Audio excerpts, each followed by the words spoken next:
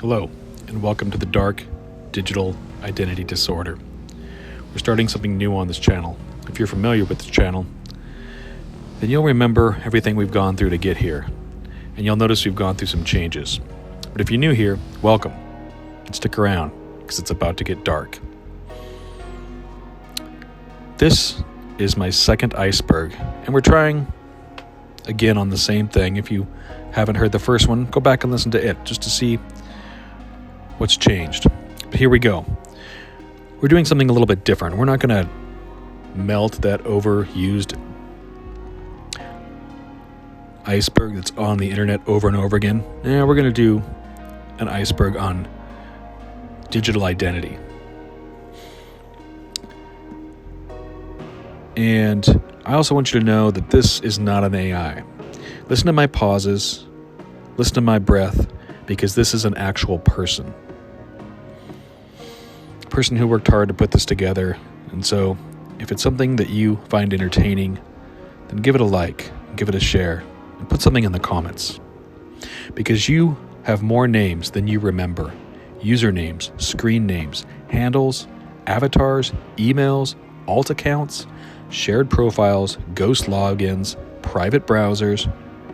You are legion, but no one ever called you whole. Level 1, just the tip. The profile is a mask. Your profile picture is not a window, it's a veil, and we're going to rip it off like a band-aid. A soft suggestion, a digital decoy. You've cropped it for comfort, filtered it for legibility, posted it for survival. But it doesn't age with you. It doesn't know the thoughts you didn't share.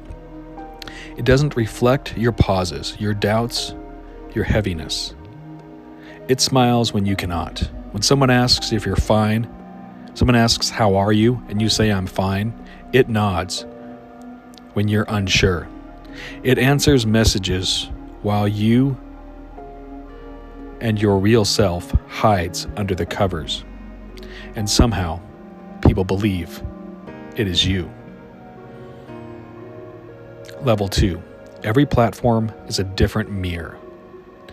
The world reflects us. If we face the world like an angry person, then the world looks back at us like an angry person. But if we treat the world kind and calm, then the world can treat us kind and calm. And if we show compassion, then the world will show us compassion. Every platform is a different mirror. Who are you on LinkedIn? Who are you on TikTok? Who are you in the group chat that never stops? Who are you in your search history? The search history that you want your best friend to delete when you die. Those aren't the same person, not even close. You present yourself differently on Instagram than you do on Reddit. You talk about grief on Twitter and joy on Facebook.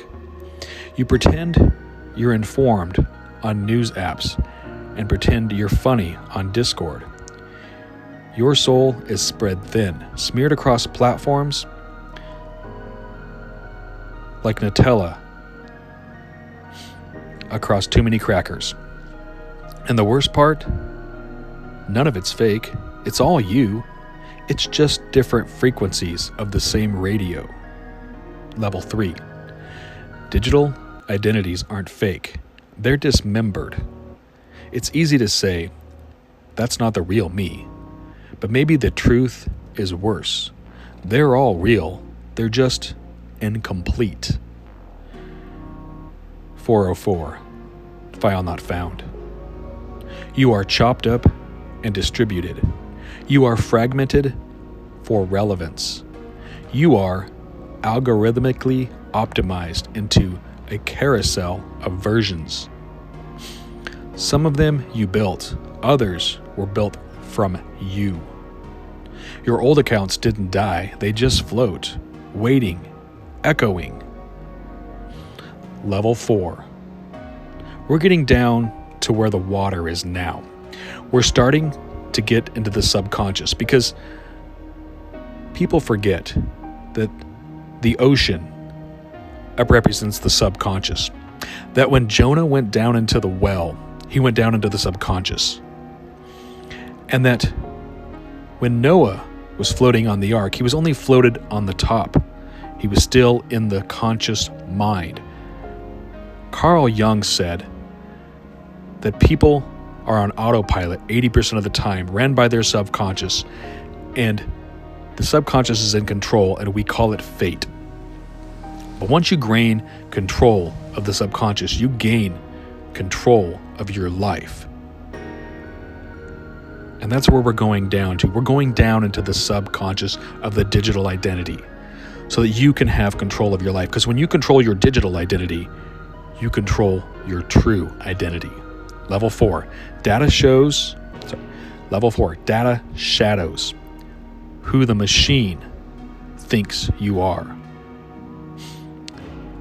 Now we're doing some shadow work. Every click, every scroll, every pause on a video, every reread, every half-written message, every online quiz, every autofill suggestion.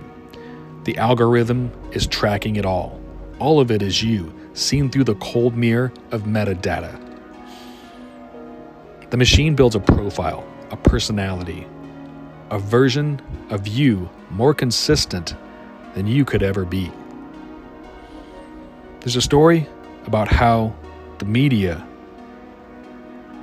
was watching somebody so closely that the department store knew they were pregnant before they did.